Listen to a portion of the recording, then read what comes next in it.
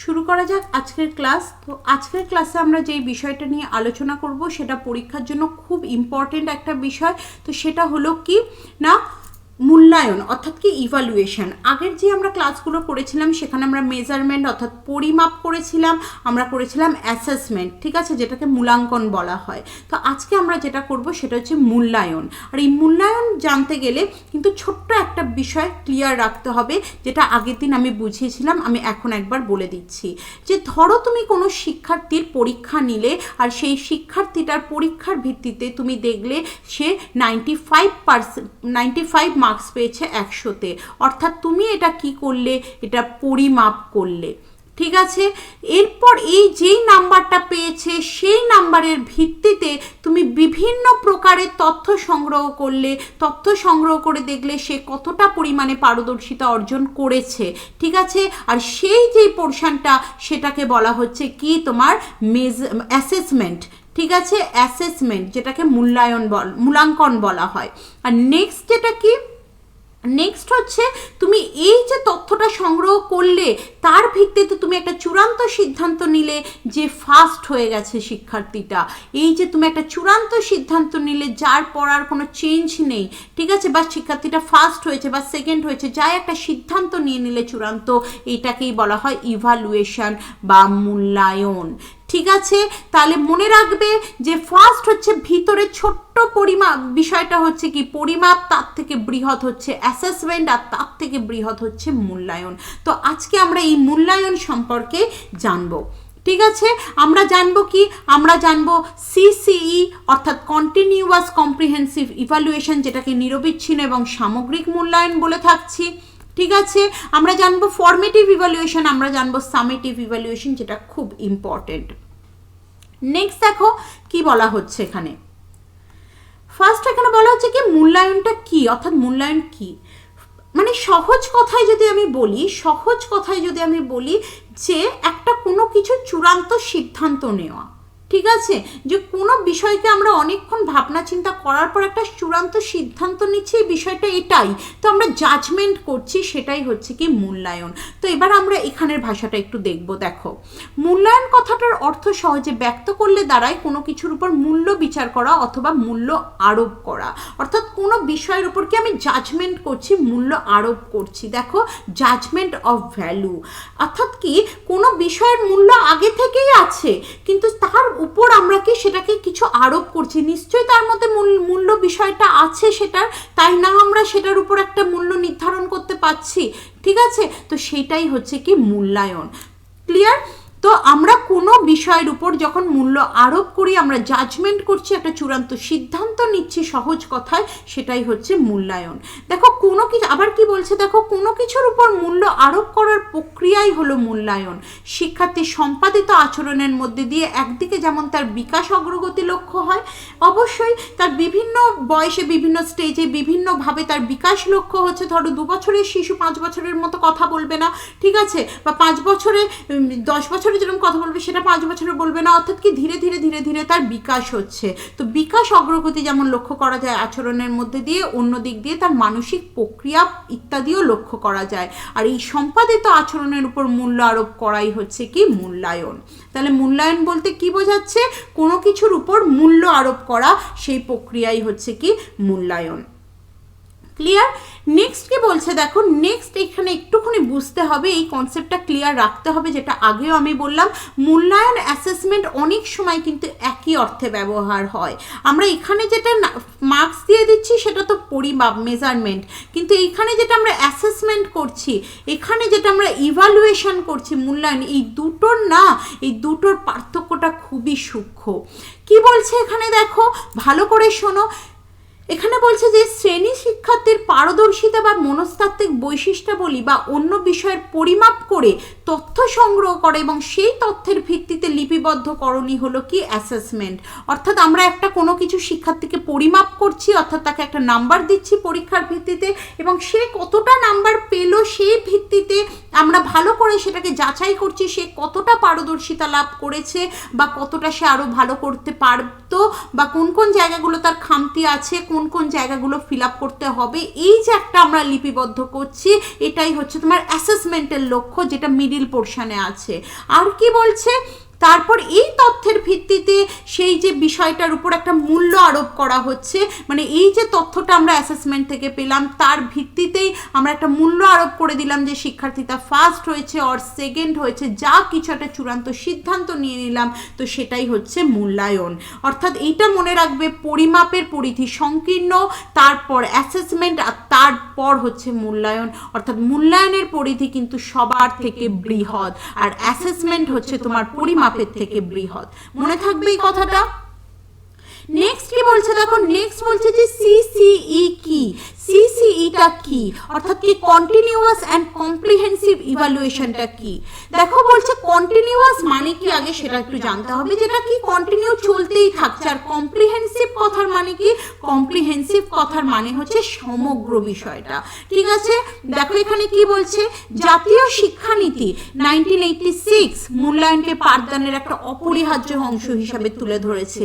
যে জাতীয় শিক্ষানীতিতে কি বলা হয়েছে, যা কিছুই হোক একটা মূল্যায়ন করতেই হবে, যে শিক্ষার্থীরা কতটা ভালো করছে কতটা খারাপ করছে সেইটার জন্য, তাই তো। আচ্ছা এবার কি বলেছে দেখো, নিরবিচ্ছিন্ন এবং সামগ্রিক মূল্যায়ন হলো এক ধরনের বিদ্যালয় ভিত্তিক মূল্যায়ন ব্যবস্থা যা শিক্ষার্থীর বিভিন্ন দিকের বিকাশকে নিরবিচ্ছিন্নভাবে মূল্যায়ন করে, ঠিক আছে। অর্থাৎ কি এই বিভিন্ন দিকের বিকাশটাকে মূল্যায়ন করছে কি, এই কন্টিনিউয়াস অ্যান্ড কম্প্রিহেন্সিভ ইভালুয়েশন অর্থাৎ CCE। ভীষণ ভীষণ ইম্পর্টেন্ট, এটা স্টার মার্কস করে রাখো, ঠিক আছে। এই ধরনের মূল্যায়নের দুটো উদ্দেশ্য থাকে। ফার্স্ট হচ্ছে কি শিক্ষার্থী শিখন পারদর্শিতার মূল্যায়ন, শিক্ষার্থী কতটা পড়াশোনা করছে কতটা শিখছে সেইটার মূল্যায়ন। আর একটা কি শিক্ষার্থীর আচরণের মূল্যায়ন। দেখো তাহলে কি বলছে, যে শিক্ষার্থীর আচরণ, শিক্ষার্থীর সমস্ত দিক, শিখন পড়াশোনা যা কিছু দিক সমস্ত কিছুকে মূল্যায়ন করছে, তাই না এটাকে সামগ্রিক বলছে, ঠিক আছে। দেখো এখানে নিরবিচ্ছিন্ন এই যে কথাটা বলা হয়েছে কন্টিনিউয়াস, এই কন্টিনিউয়াস কথার মানে হচ্ছে কি বলতে বোঝায় বছরে একটি বা দুটি মূল্যায়নের পরিবর্তে একাধিক মূল্যায়ন করা, অর্থাৎ একটা বা দুটো মূল্যায়নের পরিবর্তে অনেকগুলো মূল্যায়ন করা, ঠিক আছে। আর কি বলছে, এটার কি মানে কন্টিনিউ, এটা প্রসেসটা হতেই থাকছে, এর ফলে শিক্ষার্থীর বৃদ্ধি বিকাশ সম্পর্কে একটা ধারণা হবে। আর সামগ্রিক মানে কম্প্রিহেন্সিভ কথাটার মানে কি বলছে, যে শুধু কি এখানে পাঠ্যক্রমিক এবং সহপাঠ্যক্রমিক উভয় বিষয়ে কার্যাবলী বিবেচিত করা, অর্থাৎ পাঠ্যক্রমিক মানে পড়াশোনার দিক এবং কি সহপাঠ্যক্রমিক দিক দুটো বিষয়ই কিন্তু মানে দুটো বিষয়কেই মূল্যায়ন করা, সেটাই হচ্ছে কি সামগ্রিক বলেছে, মানে সবটুকুকে শিক্ষার্থীর বিচার করা। নেক্সট কি বলেছে দেখো, নিরবিচ্ছিন্ন মূল্যায়নে শিক্ষার্থীর বিষয়ভিত্তিক দুর্বলতা বা সফলতার পরিচয় পাওয়া যায়। অর্থাৎ কি তুমি যখনই একটা পড়াচ্ছ তারপর একটা টেস্ট নিয়ে নিচ্ছ ধরো, তো সেই সময় তোমার কি হচ্ছে, তুমি শিক্ষার্থীর দুর্বল জায়গাটা জানতে পারছো, যে কোন জায়গাটায় সে আরেকটু ভালো করতে পারতো, কি দুর্বলতা সম্পর্কে একটা সফলতা মানে একটা দুর্বল কোনটা কোন জায়গাটা সফল সেটা সম্পর্কে একটা আমাদের ধারণা আসে শিক্ষকদের। আর কি শিক্ষক নিজেরও শিক্ষণ কৌশল সম্পর্কে অবগত করে, মানে ধরো কোনো শিক্ষার্থীকে সে পড়িয়ে একরকম প্রসেসে পড়িয়ে তার দেখলো একটু ভালো ইমপ্রুভমেন্টটা খুব বেশি হয়নি, তখন সে তার প্রসেসটা চেঞ্জ করলো, ধরো এমনি পড়িয়ে হলো না, তখন তারপর সে মডেল দেখিয়ে পড়ালো বা কিছু বা কোনো কিছু ছবি এঁকে এঁকে পড়ালো। তো এই যে বিষয়টা, সে শিক্ষার্থী শুধু শিক্ষার্থীর বিষয়ে তুমি জানবে না, যে শিক্ষার্থীর বিষয়ে জানার সাথে সাথে ফিডব্যাক পাওয়ার সাথে সাথে যখন শিক্ষক নিজের বিষয়েও ফিডব্যাক পাবে, ক্লিয়ার। আচ্ছা নেক্সট কি বলছে দেখো, গঠনমূলক মূল্যায়ন। এবার আমরা আজকে যেটা পড়বো সেটা খুব ইম্পর্টেন্ট, সেটা হচ্ছে কি গঠনমূলক মূল্যায়ন, অর্থাৎ কি ফর্মেটিভ ইভালুয়েশন। শিক্ষণ প্রক্রিয়ার পাঠদান চলাকালীন প্রত্যাশা অনুযায়ী, ভালো করে শোনো হ্যাঁ, শিক্ষণ প্রক্রিয়ার পাঠদান চলাকালীন মানে পাঠদান হচ্ছে, এখনই ধরো হচ্ছে, আমি ধরো তোমাদের এখনই পড়াচ্ছি, পড়াতে পড়াতে তোমাদের একটা ছোট্ট করে যদি অফলাইন ক্লাস হতো, একটা ছোট্ট করে ক্লাসের শেষে একটা টেস্ট নিলাম, ঠিক আছে, এটা কল্ড ফর্মেটিভ ইভালুয়েশন। আমি সেখানে মূল্যায়ন করলাম যে কই কতটা আজকের পড়াটা ভালো বুঝেছো, ঠিক আছে। তো সেটাই হচ্ছে কি পাঠদান চলাকালীন শিক্ষার্থীদের মধ্যে কতটা অগ্রগতি হচ্ছে, তো সেইটার যখন মূল্যায়ন করা হয় সেটাকে গঠনমূলক মূল্যায়ন বা পাঠদান চলাকালীন মূল্যায়ন বলা হয়। ক্লিয়ার? এটার কিছু কিছু দেখো বৈশিষ্ট্য আছে আমি দিয়েছি। কোনো একটি শিক্ষাবর্ষ ব্যাপী এই মূল্যায়ন পরিচালনা করা হয়। দেখো শিক্ষাবর্ষ ব্যাপী কথাটা উল্লেখ করেছে, আর ব্যাপী কথাটা মানে কি পুরো শিক্ষাবর্ষ জুড়ে, ঠিক আছে? যখনই ক্লাসে পড়ানো হচ্ছে বা ধরো 1 মাস বাদে একটা পরীক্ষা নেওয়া হলো বা যখন পড়ানো হচ্ছে শিক্ষক লাস্টে মনে করলো যে আমি একটুখানি ছোট্ট করে একটা 10 নম্বরের টেস্ট নেব, তো কি হচ্ছে এটা ফর্মেটিভ ইভ্যালুয়েশন বা ওরালি ধরতে পারে বিষয়টা মৌখিকভাবে। তো এটাকে একটা ফর্মেটিভ ইভ্যালুয়েশন, একটা ফর্মেটিভ ভাবে একটা পাঠদান চলাকালীন একটা মূল্যায়ন করলো। নেক্সট কি এই মূল্যায়ন পাঠদান চলাকালীন শিক্ষক ও শিক্ষার্থীর সাফল্য ব্যর্থতা সম্পর্কে অবগত করে। অর্থাৎ তুমি যখন একটা অ্যাজ আ শিক্ষক হয়ে যখন তুমি দেখছো যে আমি বিষয়টা পড়ালাম, একটা পড়া ধরলাম, ঠিক আছে, তারপর যখন আমি বুঝতে পারলাম যে শিক্ষার্থী কতটা নিতে পেরেছে কতটা পারেনি, অর্থাৎ শিক্ষার্থীর সাফল্য ব্যর্থতা সম্পর্কেও যেমন আমি অবগত হলাম, তেমন কি এখানে বলেছে যে নিজেরও শিক্ষক নিজেরও বিষয়গুলো সম্পর্কে কিন্তু অবগত হতে পারে, যেটা আগেও বললাম। নেক্সট কি বলছে শিক্ষার্থীর ভুল দুর্বল জায়গাগুলো চিহ্নিত করতে পারে, কোথায় ভুল করেছে, ঠিক আছে। আচ্ছা আবার কি বলছে দেখো, সমগ্র শিক্ষা ব্যবস্থা সুপরিকল্পিতভাবে পরিচালনার কাজে সাহায্য করে। নেক্সট, যে কোনো কর্ম সম্পাদনে প্রাথমিক পর্যায়ে গঠনমূলক মূল্যায়ন অত্যন্ত প্রয়োজনীয়, ঠিক আছে। তো কি গঠনমূলক এই যে মূল্যায়ন পাঠদান চলতে চলতে যে মূল্যায়ন চলতে চলতে একটা প্রশ্ন করলাম যে এই তুমি উঠে বলো যে তুই কি বোঝা যায়, মানে একজনকে একজনকে জিজ্ঞাসা করলাম একটা শিক্ষার্থীকে যে এটা আমি কি বললাম, কি কতটা বুঝতে পেরেছো, তো কি এগুলো মূল্যায়ন করা, গঠনমূলক মূল্যায়ন। নেক্সট কি শিক্ষা প্রক্রিয়া সূক্ষ্ম বিশ্লেষণে মূল্যায়ন গুরুত্ব আরোপ করে, ঠিক আছে। সূক্ষ্ম বিশ্লেষণে মানে সূক্ষ্ম বিশ্লেষণে মানে তুমি আজকেই পড়াচ্ছ, আজকেই কতটা হলো তুমি বুঝতে পারলে, শিক্ষার্থী কতটা বুঝতে পারলো সেটা তুমি বুঝতে পারলে তুমি যখন আজকে পড়িয়েই তুমি পড়াটা ধরলে বা কিছু, তো সেটাই হচ্ছে কি সূক্ষ্ম বিশ্লেষণে। আর যদি সব তুমি পড়ালে সারা বছর ধরে, ঠিক আছে, লাস্টে গিয়ে পরীক্ষা নিলে, এটা সূক্ষ্ম বিশ্লেষণ হলো না এই জায়গাটায়, ঠিক আছে। তো কি তুমি পুঙ্খানুপুঙ্খ বিশ্লেষণ এখানে করতে পারবে শিক্ষার্থীর কোন জায়গাটায় অসুবিধা হচ্ছে, তাকে কতটা ইমপ্রুভ করতে হবে এই বিষয়টা। এর পরিধি হচ্ছে তোমার সংকীর্ণ, অবশ্যই কি বলছে এর পরিধি হচ্ছে কি সংকীর্ণ বলতে খুব সীমিত। দেখো এই পরীক্ষাটা খুব যে একটা খুব কঠোরভাবে হয় যে তুমি এটা পাস করে গেলে এটাই ফেল করে গেলে, এরকম না, এটা জাস্ট মূল্যায়ন করা হচ্ছে, খুব সংকীর্ণ, এটা খুব কম সময়ের মধ্যে হয়ে যায়, ঠিক আছে, খুব অল্প নাম্বারের মধ্যে হয় এটা, তো এটাই বলেছে। আবার একটা বাদ দিয়ে গেলাম, দেখো চলতি শিক্ষার্থীদের জন্য এই মূল্যায়নের ব্যবস্থা করাই, মানে ক্লাসে চলছে যেইটা সেই সমস্ত শিক্ষার্থীদের জন্য এই মূল্যায়ন দৈনন্দিন মূল্যায়নের উপর গুরুত্ব আরোপ করা আছে। ডে টু ডে ইভ্যালুয়েশন মানে আজকেই পড়ালাম আজকেই ধরলাম, কি ডে টু ডে ব্যাপারটা হচ্ছে, ঠিক আছে। আবার কি বলছে গঠনমূলক মূল্যায়নের পরিকল্পনাটি নমনীয় প্রকৃতির। নমনীয় মানে এইটা গঠনমূলক, তুমি যখন মূল্যায়ন করছো যে ক্লাসের মধ্যে পড়াচ্ছ, ক্লাসের মধ্যেই ধরে ফেলছো বা অল্প করে একটা ছোট্ট করে 10 নম্বরের পরীক্ষা নিচ্ছ, সেটা খুব নমনীয়, সেটা খুব হার্ড নয় যে এটাই তোমাকে একদম চূড়ান্ত সিদ্ধান্ত নিয়ে নেবে যে তুমি পাস করেছো না ফেল করেছো, এমন না, খুব নমনীয় প্রকৃতির এই বিষয়টা। নেক্সট দেখো, আশা করি বুঝতে পেরেছো। এবার নেক্সটটা দেখো, নেক্সট হচ্ছে কি চূড়ান্ত মূল্যায়ন।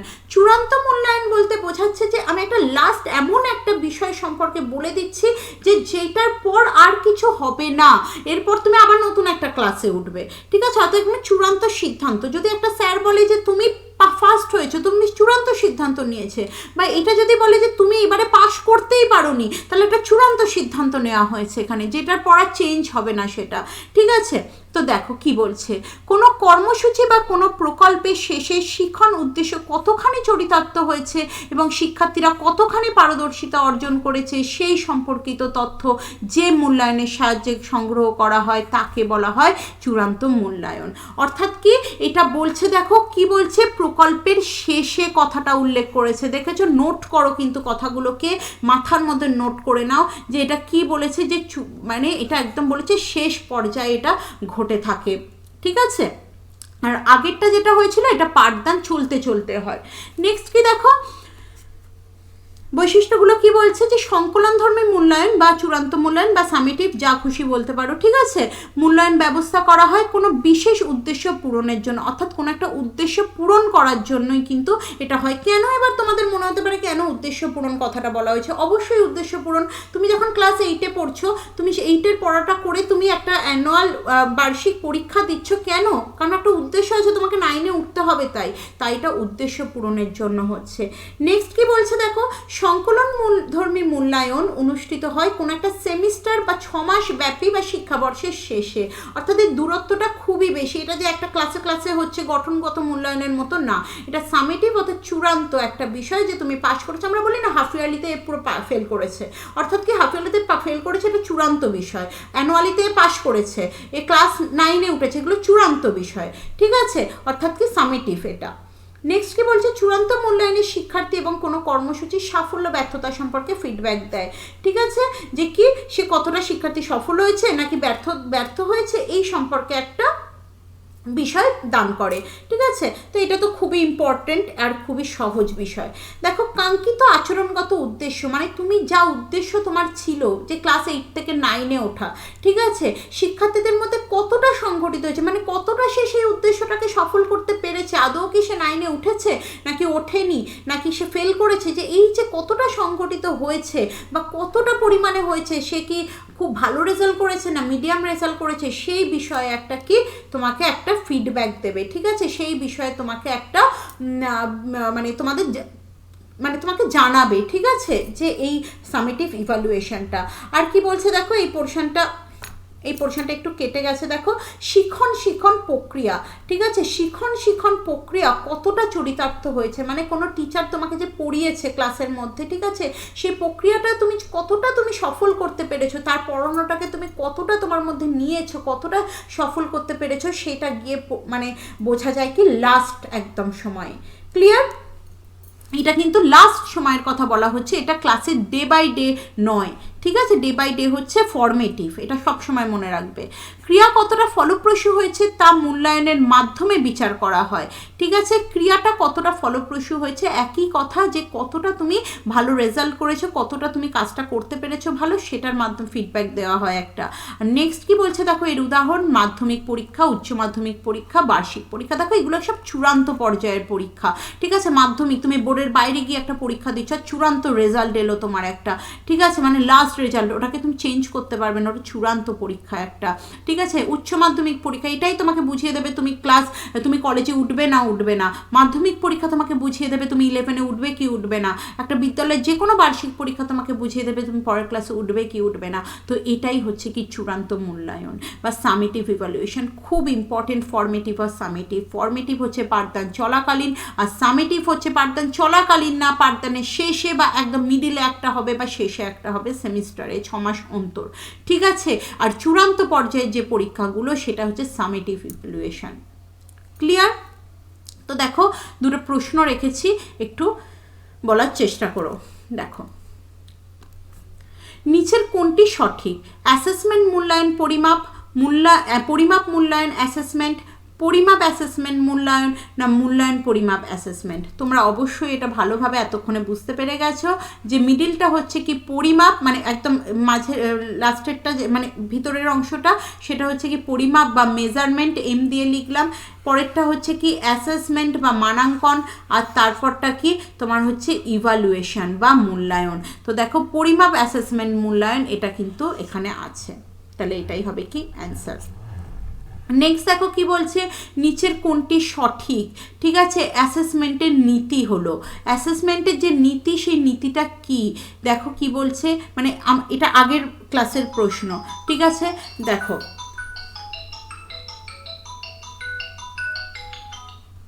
কি বলছে এখানে, কার্যকারী ফিডব্যাক সরবরাহ করা, ঠিক আছে। অ্যাসেসমেন্টের নীতি কোনটা? কার্যকারী ফিডব্যাক সরবরাহ করা। অবশ্যই অ্যাসেসমেন্ট করতে করতে তুমি তথ্য সংগ্রহ করতে করতে ফিডব্যাক সরবরাহ করবে। শিক্ষকের প্রয়োজন মতো পাঠদান পদ্ধতি পরিবর্তন করা, একদম শিক্ষক যখন বুঝবে যে তথ্য সংগ্রহ করে যে এর আরও ভালো ইমপ্রুভমেন্ট দরকার, একে আরও ভালোভাবে পড়াতে হবে, অন্য ধরো একটা পদ্ধতিতে হচ্ছে না, অন্য কোনো পদ্ধতি অবলম্বন করে পড়াতে হবে, কোনো ছবি এঁকে মডেল করে যা কিছু করে তো পাঠদান পদ্ধতি অবশ্যই পরিবর্তন করা যেতে পারে, এটা অ্যাসেসমেন্টের একটা নীতি অবশ্যই। নেক্সট হচ্ছে আদর্শ মান নির্ণয় করা, ঠিক আছে, আদর্শ মান নির্ণয় করাও কিন্তু অ্যাসেসমেন্টের নীতি। তাহলে এখানে হবে কি, উপরের সবগুলোই হবে কি অ্যান্সার।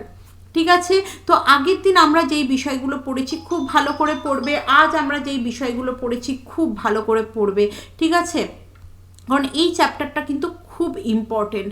যে তোমার এখানে বলতে পারে যে শিক্ষণের জন্য অ্যাসেসমেন্ট, ঠিক আছে, শিক্ষণের অ্যাসেসমেন্ট, এগুলো খুব ইম্পর্টেন্ট। শিক্ষণের জন্য অ্যাসেসমেন্ট, শিক্ষণের শুধু শিক্ষণের অ্যাসেসমেন্ট, ঠিক আছে, লার্নিং অ্যাজ অ্যাসেসমেন্ট, খুব ইম্পর্টেন্ট এগুলো অবশ্যই খুব ভালো করে পড়বে। তো আজকের ক্লাস এত অবধিই থাকলো, পরের দিন আবার একটা নতুন বিষয় নিয়ে আসবো।